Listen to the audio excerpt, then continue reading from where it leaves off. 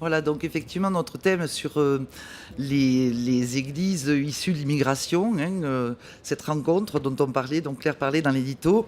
Voilà, c'est vrai que depuis quelques décennies, le paysage du protestantisme français a été bouleversé par l'arrivée et l'installation de nombreuses églises issues de l'immigration.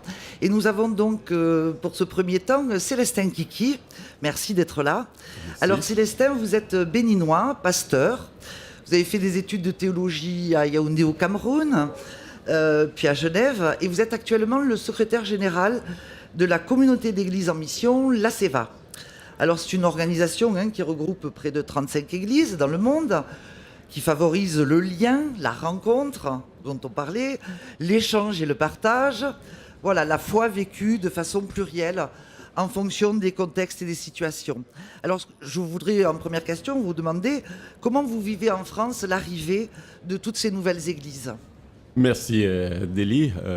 Quand nous parlons de l'interculturel ou de l'interculturalité, ça renvoie un peu à l'utopie des pères fondateurs de la CEVA.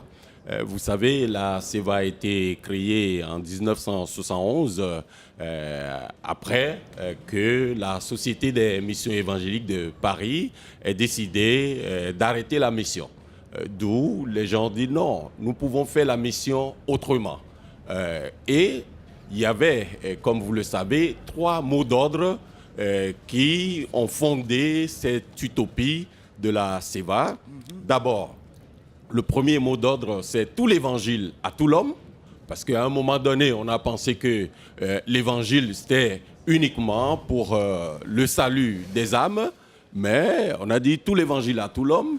Et puis le deuxième mot d'ordre, c'est rendre la parole au peuple de Dieu, puisque à un moment donné, on pensait que l'interprétation de la parole, c'était seulement pour les spécialistes que sont entre griffes les pasteurs, les théologiens. Et puis, le troisième mot d'ordre, justement, c'est ça qui va nous ramener à l'interculturalité, c'est la mission de partout vers partout. Puisque avant, on a pensé que la mission, c'était seulement du nord vers le sud. Et puis, la CEVA a dit désormais, c'est la mission de partout vers partout, du sud vers le nord, du nord vers le sud, du sud vers le sud, et puis du nord vers le nord. Donc, c'est dans ce contexte-là que je peux situer notre thème que nous débattons maintenant sur l'interculturalité.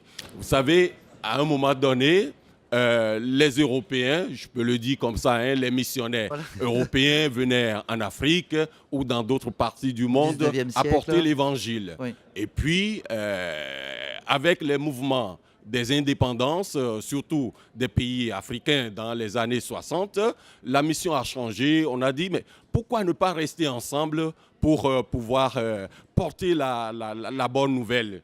Et quand nous prenons le thème de l'interculturalité, ça me renvoie à un autre épisode de Luc où vous vous souvenez de l'apôtre Jean quand Jésus était avec ses disciples qui n'ont pas pu guérir un malade et Jean qui dit mais écoute, il y a quelqu'un qui est en train de faire de la guérison en ton nom, mais ordonne que le feu descende et il faut arrêter immédiatement la mission. Et Jésus lui a répondu, qui n'est pas contre nous et avec nous. Donc, je situe cela dans ce contexte-là, qu'aujourd'hui, c'est vrai, les gens se disent, est-ce que la mission est à l'envers?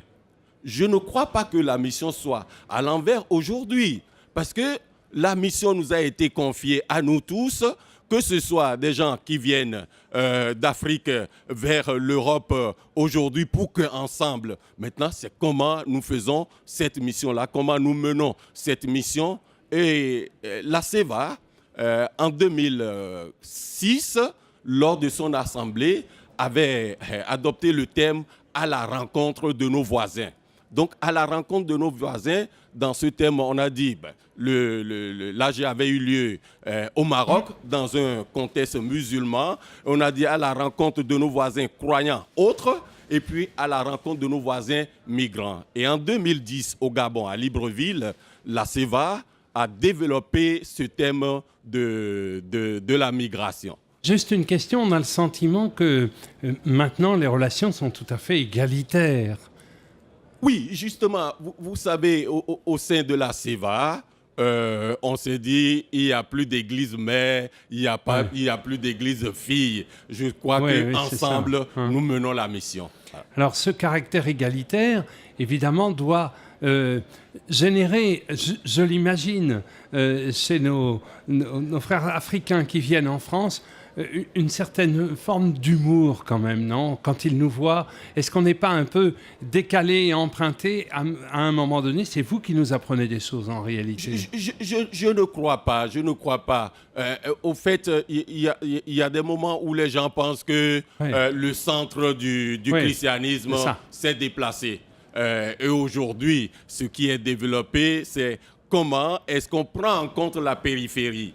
Vous savez, on a Ouais, dit c'est ça. la mission à partir des périphéries. À un moment donné, la mission partait du centre. Et on a pensé que l'Europe était le centre. Ouais, Aujourd'hui, bien les sûr. Africains, les Asiatiques et d'autres pensent que c'est leur tour. Mais nous devons Ouais. faire attention à un danger pour que la périphérie ne se prenne pas pour le centre et mettre les autres justement hors du cercle. C'est en cela que, au niveau de la CEVA, en 2010 justement, nous avons dit pour les églises membres de la CEVA, comment est-ce que nous menons cette mission ensemble.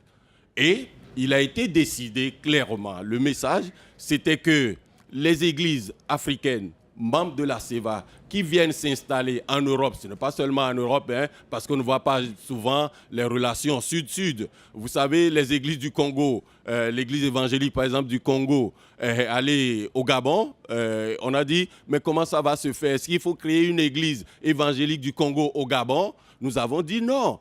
Quand vous venez sur un territoire où il y a une église de la CEVA, ou bien vous collaborez avec cette église-là, ou bien vous allez dans les communautés qui sont là.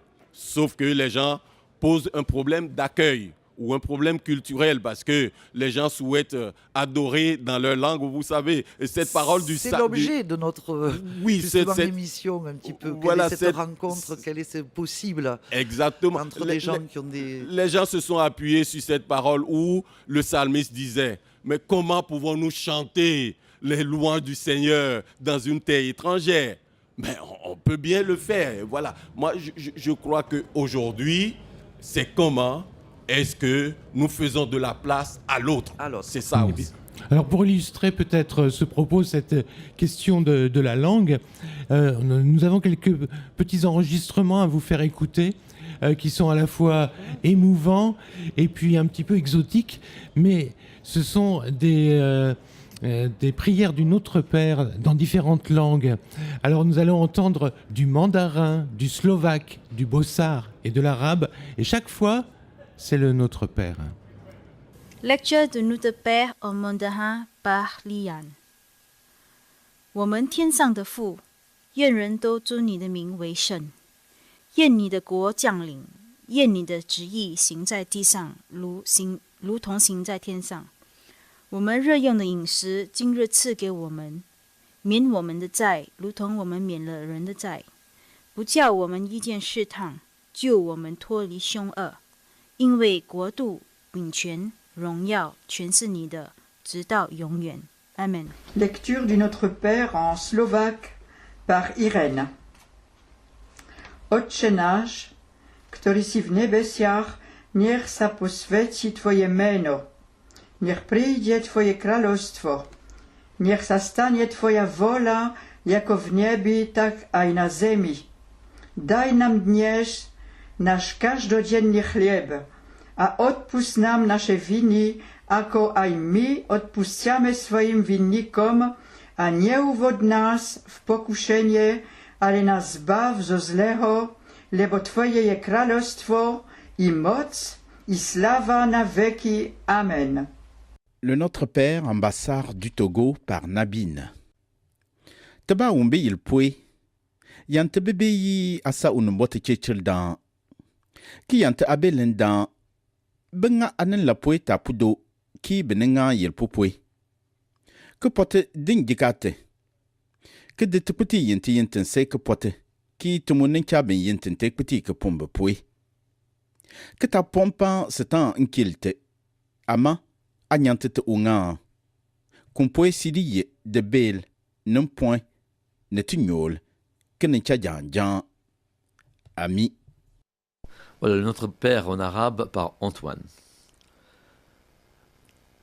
أبانا الذي في السماوات يتقدس اسمك ليأتي ملكوتك لتكن مشيئتك كما في السماء كذلك على الأرض خبزنا كفافنا أعطنا اليوم واغفر لنا ذنوبنا كما نغفر نحن أيضا للمذنبين إلينا ولا تدخلنا في التجربة لكن نجنا من الشرير لأن لك الملك والقوة والمجد إلى الأبد آمين.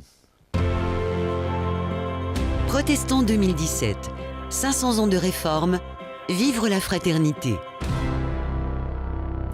Voilà, avec ces exemples de Notre Père en différentes langues, nous avons là un peu un exemple de chrétiens qui se juxtaposent plus qu'ils ne se mélangent, mais le mélange et le vivre ensemble existent malgré tout.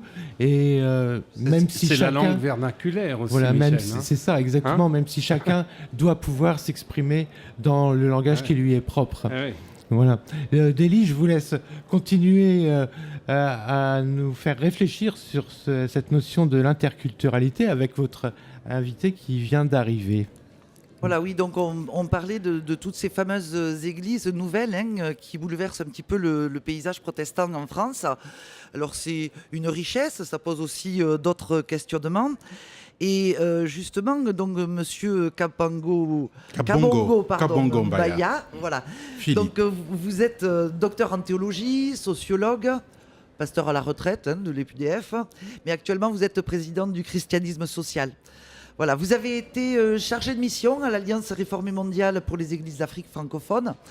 Et voilà, j'aurais voulu que vous nous parliez un petit peu de ces nouvelles églises ou communautés. Est-ce qu'on peut dire qu'elles sont toutes églises, qu'elles ne sont pas aussi seulement communautés, enfin, qui s'intègrent en France, particulièrement dans les grandes villes, autour de Paris, bien sûr, il y en a beaucoup, et dans les grandes villes comme Marseille, voilà. Mais au niveau de leur organisation, comment elles sont organisées d'un point de vue financier, d'un point de vue... voilà, est-ce que vous pouvez nous en dire quelques mots ? Alors, je vous remercie de me donner aussi l'occasion d'intervenir là sur votre plateau. J'arrive avec un petit retard parce que je suis pris par beaucoup de choses là. Il n'y a rien, vous n'êtes pas le seul, j'ai honte. Alors, il y a deux questions dans la question que vous venez de formuler. Il y a la question de l'organisation et il y a la question des finances. Voilà. Mais je voudrais commencer par un tout petit bout de ce que je trouvais en discussion, c'est l'interculturalité. L'interculturalité est quelque chose de très complexe parce que ça peut s'imaginer au niveau d'un ensemble de pays par rapport à un autre ensemble ou d'autres ensembles des pays. Mais à l'intérieur d'un même pays, on peut trouver la diversité culturelle. Déjà, ici en France, déjà, oui. Moi, j'ai vécu à Strasbourg pendant 5 ans et demi. C'était mon premier lieu de vie en Europe en arrivant ici comme étudiant. Et quelques années après, je me suis retrouvé pasteur de l'église évangélique luthérienne de France à Montbéliard, dans le sud d'ici. Et quand j'étais ici, on appelait les Français qui ne sont pas alsaciens les gens de la France intérieure. Et la culture alsacienne, par rapport à l'ensemble de culture française, était comme une chose particulière. Il y a une particularité. Et quand on entre dans l'ensemble de la France dite de l'intérieur, entre les provinces et Paris, la capitale, on trouve un autre clivage. Donc, l'interculturalité est quelque chose de complexe. Oui. Ce n'est pas seulement la géographie, il y a la représentation de la différence de l'autre. Et cela doit exister aussi à l'intérieur de chaque pays d'Afrique, bien entendu. Mais bien sûr. Ah oui. C'est ça qui a été ramené sur la base des entités culturelles très anciennes, qu'on appelle des tribus ou des ethnies, à tout ce qui est dit sur la diversité africaine, considérée comme des particularités qui s'excluent. Donc, je voulais juste dire que quand nous parlons de l'interculturalité, c'est quelque chose de très complexe. On ne peut pas ramener ça simplement au fait que les autres sont les autres. En fait, c'est complexe. La différence entre le catholicisme et le protestantisme touche à cette question de l'interculturalité. Cette différence, nous devrions bien la cerner entre nos confessions chrétiennes. Le catholicisme pense qu'on est communauté et qu'on est ensemble dans une même identité parce qu'on est les mêmes dans le temps. Il y a une communion dans le temps et une espèce de communion dans l'espace, centralisée par le chef de l'Église ou le siège de l'Église catholique à Rome. Il y a cette espèce de continuité.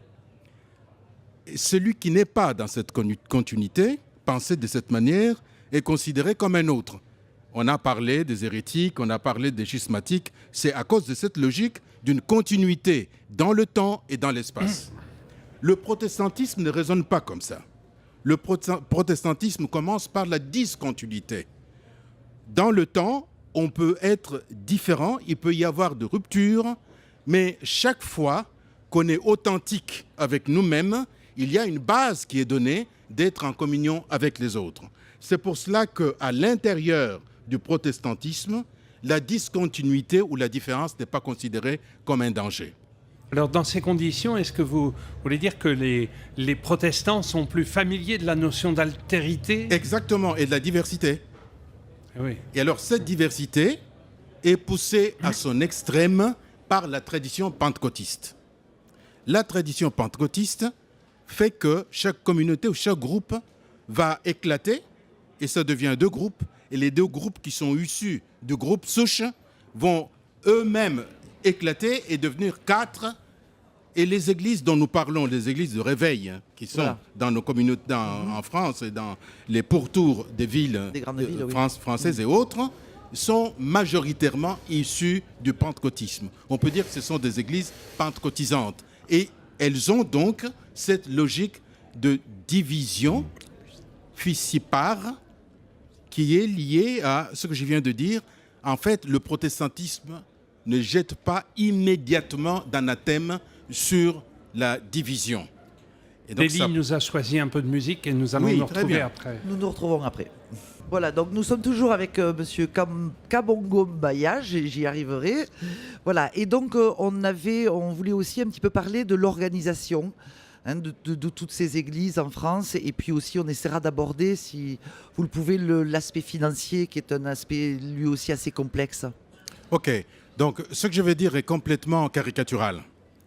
J'ai d'abord dit que le protestantisme n'était pas en principe et par principe fâché avec la division. La discontinuité est quelque chose qui est presque dans l'ADN du protestantisme, mais dans le sens positif.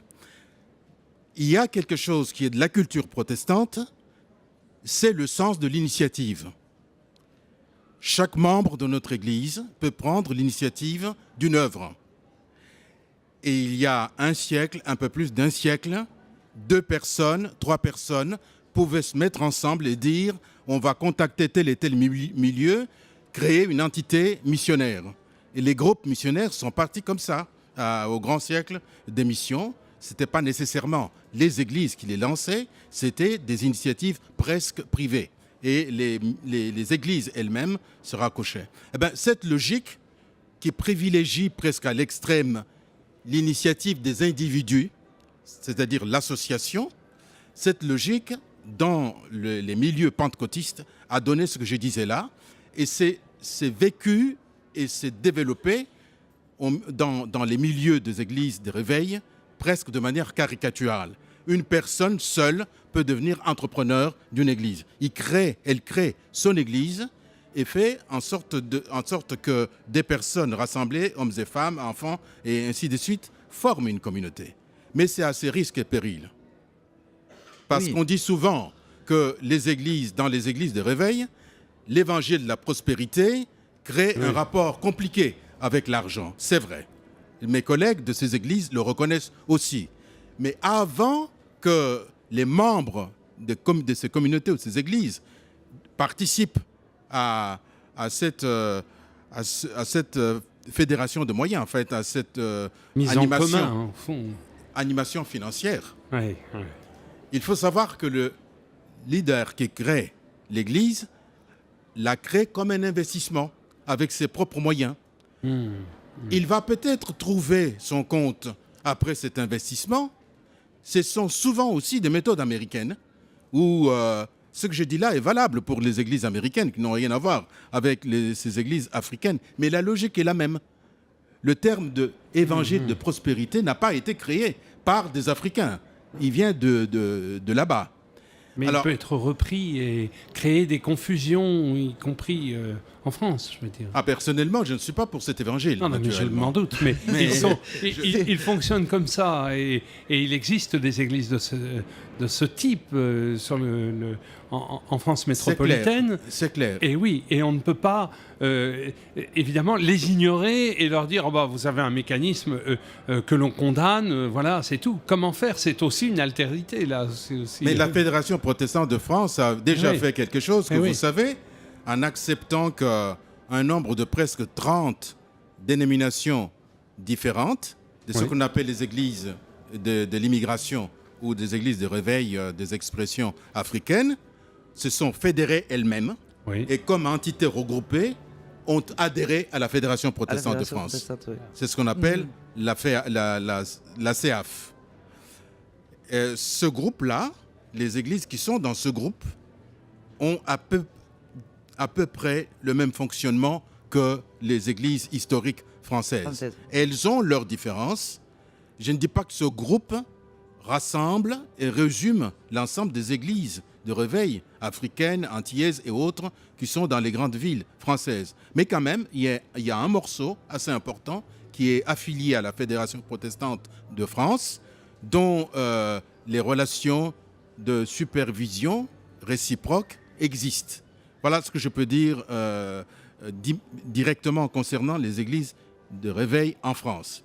Mais en Afrique, il y a autre chose, je ne sais pas si j'ai le temps de le dire rapidement, ce sont des sociétés sinistrées du point de vue de moyens. Oui. En Afrique, il n'y a pas d'entreprise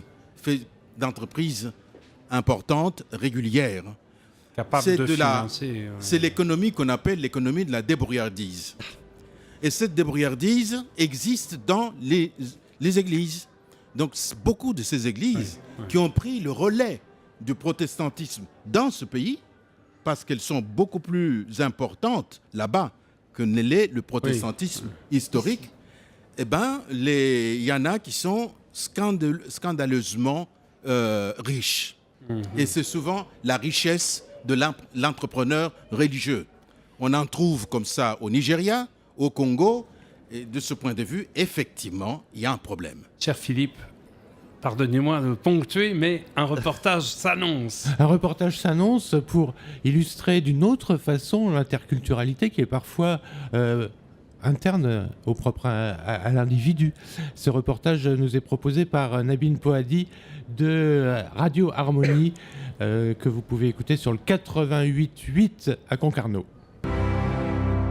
Protestants en fête 2017, reportage.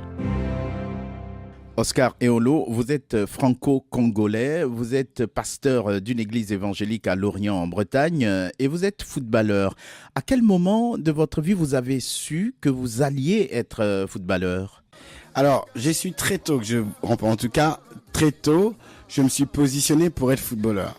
À l'âge de 5-6 ans, au CP, CE1, j'avais déjà ce rêve de devenir footballeur. Et donc, je me suis beaucoup investi pour pouvoir un jour accomplir ce rêve. Et c'est vraiment à l'âge de, je pense, 16-17 ans où j'ai su que j'avais les moyens. Parce que j'ai fait mon premier match amical avec les professionnels à l'âge de 16 ans. Maintenant, ma vocation, par contre, pastorale, j'ai accepté le Seigneur, où j'ai expérimenté réellement Dieu à l'âge de 19 ans. Et ça s'est fait d'une manière assez fluide. Donc, plus je m'attachais à la parole de Dieu, plus il y a des choses qui sortaient, plus il y a des aspirations qui étaient là, et puis voilà un petit peu. En tant que footballeur, qu'est-ce que votre foi vous apporte sur le terrain?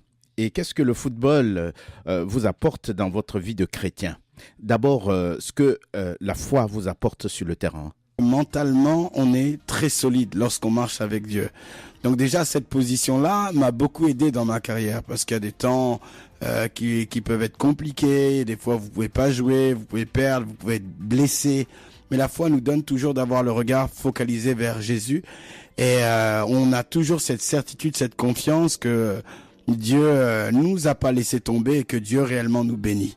Donc ça, ce sont certaines valeurs qu'on puise sur la parole de Dieu et qui m'ont vraiment aidé dans toute ma carrière à pouvoir vraiment faire une bonne carrière. Hein. Ça, c'est ce que la foi m'a permis réellement de pouvoir faire.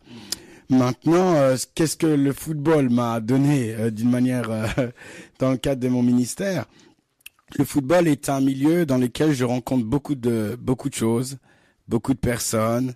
On est très aussi exposé. Et c'est vrai que certaines expériences que j'ai pu avoir dans le football, aujourd'hui, je peux m'appuyer sur ça pour parler de certaines vérités de la vie.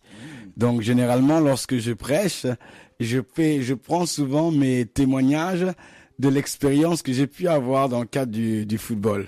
Voilà. Et puis bon, le football aussi a certaines valeurs qu'on peut retrouver dans la parole de Dieu, comme l'esprit collectif, l'unité, la détermination, la persévérance, la même vision dans un groupe, ce qu'on peut avoir, la vision du corps, chaque membre a sa place, chaque membre est important.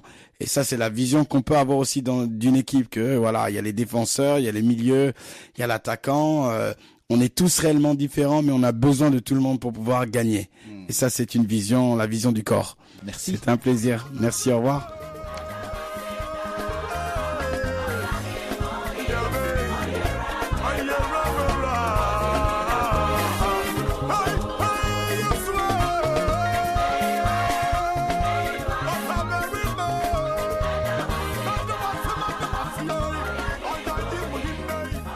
Il est 15h47, vous êtes toujours à l'écoute du programme spécial que vous propose la plateforme des radios de protestants.